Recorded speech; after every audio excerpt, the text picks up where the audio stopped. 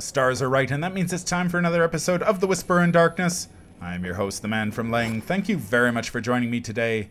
On this episode, I am reviewing the Mystic cards in the Circle Undone, the 4th Deluxe expansion for the Arkham Horror LCG.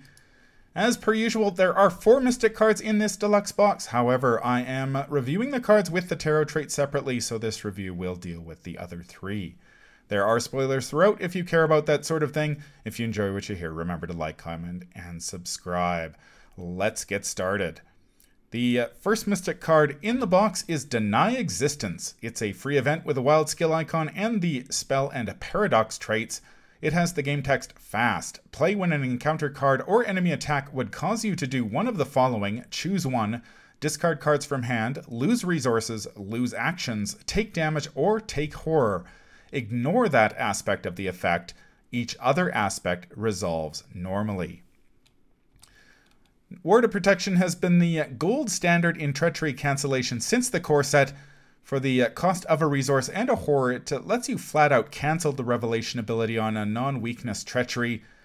Ancient Evil's about to advance the agenda deck. Word of Protection stops it dead in its tracks.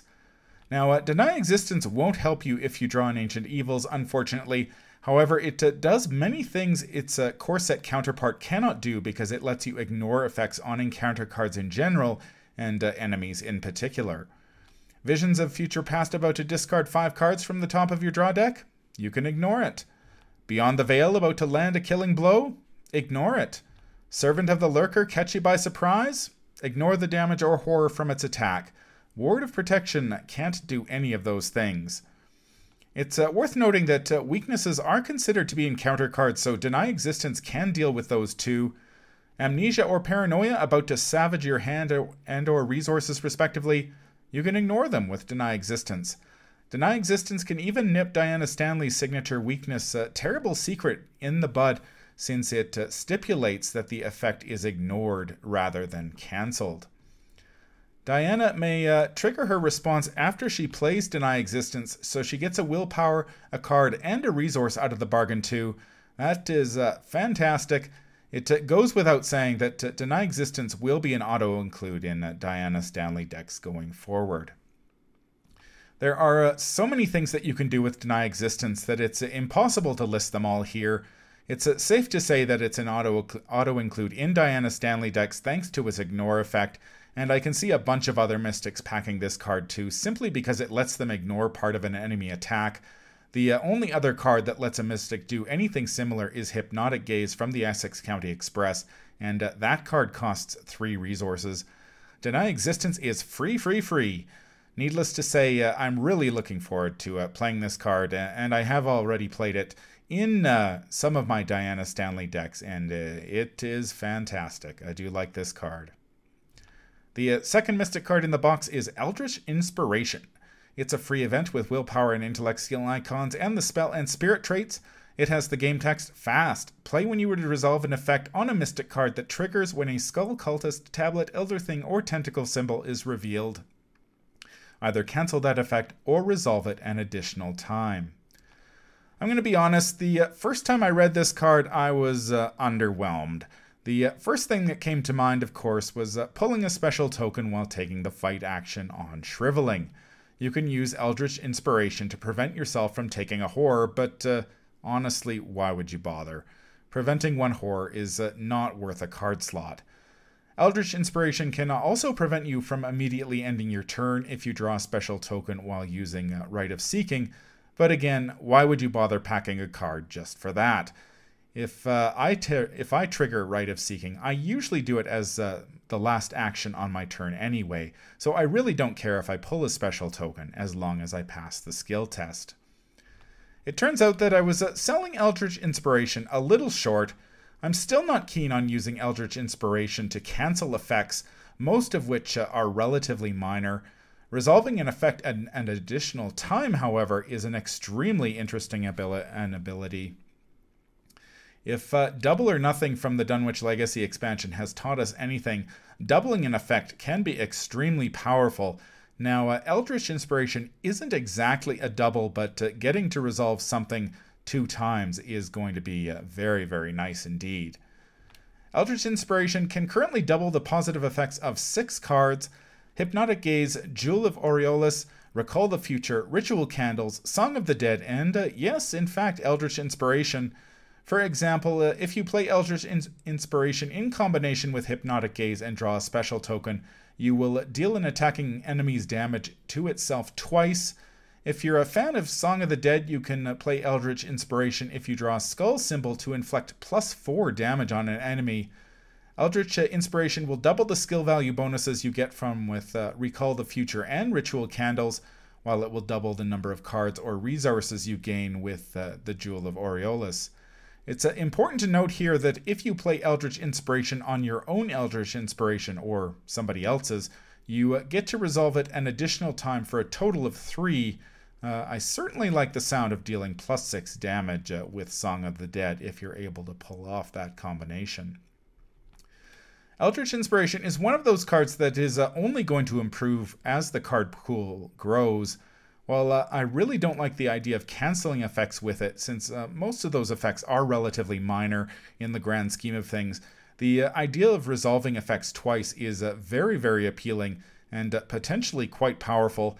Unfortunately, there just aren't that many effects that you can resolve an additional time at the moment. But that is going to change.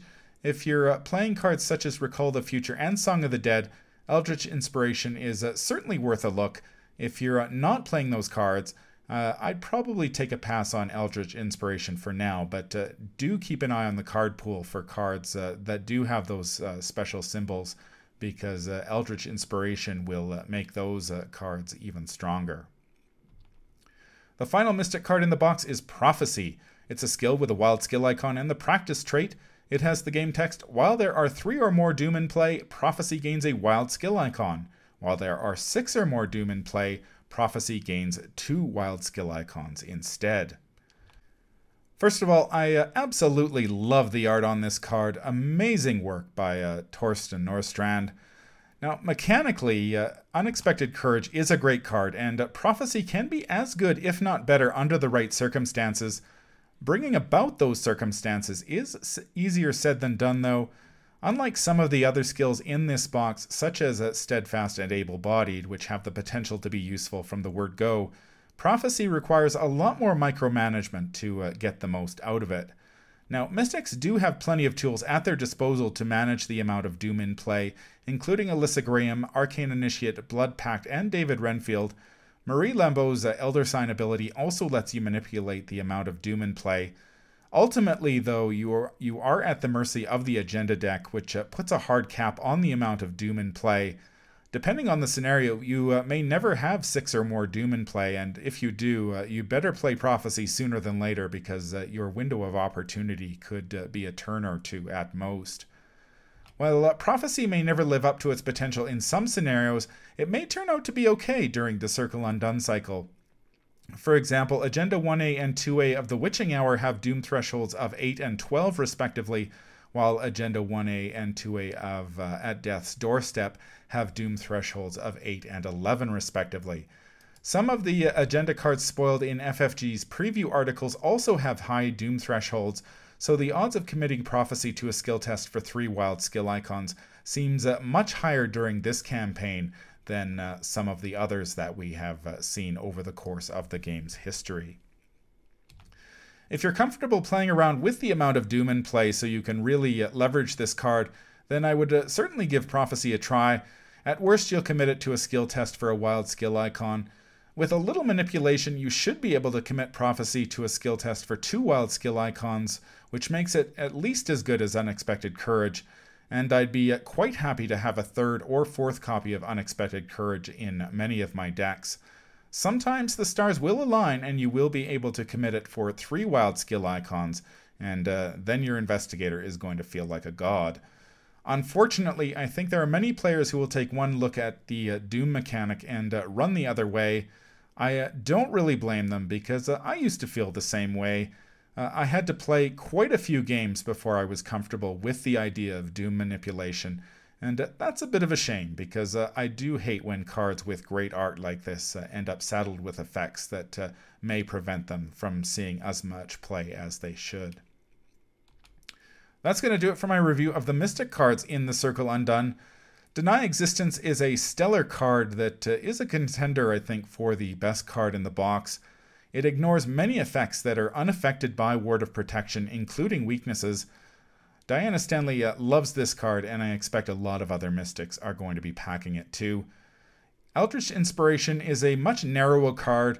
There aren't that many good targets for it at the moment, but the ability to essentially double an effect has incredible potential. Prophecy is harder to leverage than some of the other skills in this box, but 3 wild icons are great if you can get them. Mystics have a lot of tools to speed up the process by manipulating the amount of doom in play, but that mechanic understandably makes some players uncomfortable, and so Prophecy may be a harder sell for new players to the game who will look at that doom mechanic and just want nothing to do with it.